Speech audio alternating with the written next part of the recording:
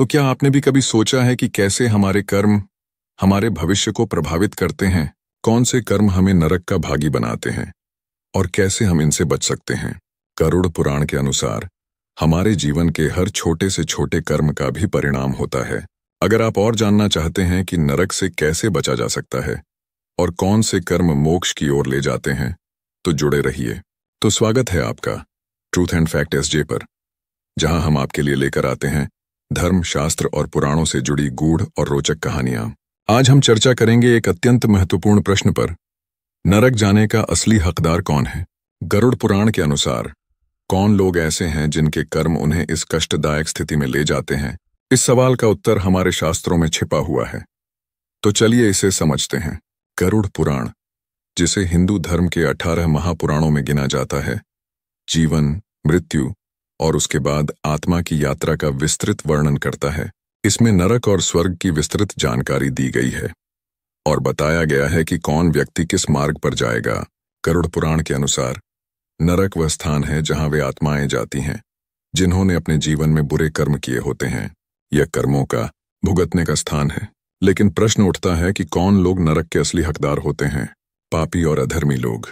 पुराण कहता है कि वे लोग जिन्होंने अपने जीवन में पाप और अधर्म का सहारा लिया, दूसरों को पीड़ा पहुंचाई, असत्य बोला, छल कपट किया और ईश्वर के नियमों का उल्लंघन किया, वे नरक में जाने के योग्य होते हैं। इन लोगों ने जीवन में जो कष्ट दूसरों को दिया होता है, उन्हें मृत्यु के बाद उसी का फल भोगना पड़ता है। दुष्कर्मी और हिंसक व्यक्ति। गरुड़ पुराण में विशेष रूप से कहा गया है कि वे लोग जिन्होंने अपने कर्मों से दूसरों की जान ली या किसी भी प्रकार की हिंसा में लिप्त रहे, वे भी नरक में जाते हैं। ऐसे लोग जिन्हें जीवन और जीवन के महत्व की कद्र नहीं होती, उन्हें मृत्यु के बाद नरक में भयंकर यंत्रणाओं का सामना करना पड़ता है। छल कपट करने वाले लोग। जो लोग जीवन में छल कपट और धोखाधड़ी करते हैं, उनके कर्मों का परिणाम नरक के रूप में होता है। गरुड़ पुराण बताता है कि इस प्रकार के लोग मृत्यु के बाद यमलोक में जाकर यमराज के समक्ष पेश किए जाते हैं। वहां उनके द्वारा किए गए पापों का हिसाब किताब होता है और फिर उन्हें स्वरूप नरक भेजा जाता है। दान धर्म न करने वाले। वह व्यक्ति जिसने अपने जीवन में किसी भी प्रकार का दान, धर्म और परोपकार का कार्य नहीं किया और सिर्फ अपने स्वार्थ में जिया, उन्हें भी गरुड़ पुराण के अनुसार नरक का भागी बनना पड़ता है। दान धर्म हमारे जीवन में पुण्य कमाने का एक साधन होता है और जो लोग इसे नहीं अपनाते, उन्हें नरक में कठिनाइयों का सामना करना पड़ता है। माता पिता और गुरु का अपमान करने वाले।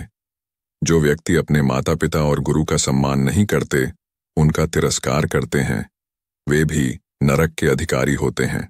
गरुड़ पुराण में कहा गया है कि माता पिता और गुरु का स्थान अत्यंत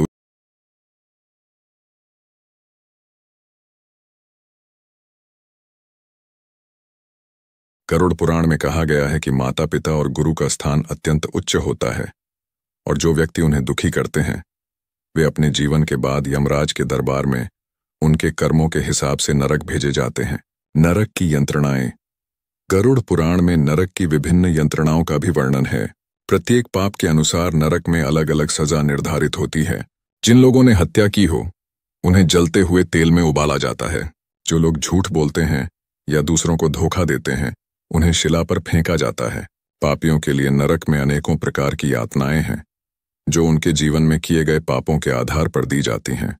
गरुड़ पुराण में एक कथा है जिसमें एक राजा, जो अपने जीवन में अत्यंत क्रूर और पापी था, मृत्यु के बाद यमलोक में जाता है।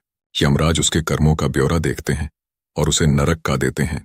राजा ने अपने जीवन में अपने प्रजा पर अत्याचार किया था, गरीबों को सताया था और युद्धों में निर्दोषों की हत्या की थी। उसके इन कर्मों का फल उसे नरक में भोगना पड़ा। नरक से मुक्ति का मार्ग। गरुड़ पुराण में यह भी कहा गया है कि नरक से मुक्ति का एकमात्र मार्ग अच्छे कर्म, धर्म, सत्य और परोपकार हैं। जो व्यक्ति अपने जीवन में सच्चे दिल से दूसरों की सेवा करता है, ईश्वर की भक्ति करता है और किसी को कष्ट नहीं देता, उसे नरक जाने की चिंता नहीं होती। ऐसे व्यक्ति सीधे स्वर्ग के अधिकारी बनते हैं। अगर आपको हमारी आज की वीडियो पसंद आई हो और आप इस तरह की और भी धार्मिक और आध्यात्मिक कहानियां सुनना चाहते हैं, तो हमारे channel truth and fact SJ को सब्सक्राइब करें, वीडियो को लाइक करें और इसे अपने दोस्तों के साथ शेयर करें ताकि वे भी इस ज्ञान का लाभ उठा सकें। हम जल्द ही लौटेंगे एक और अद्भुत कथा के साथ। तब तक अच्छे कर्म करते रहें और ईश्वर की भक्ति में लीन रहें।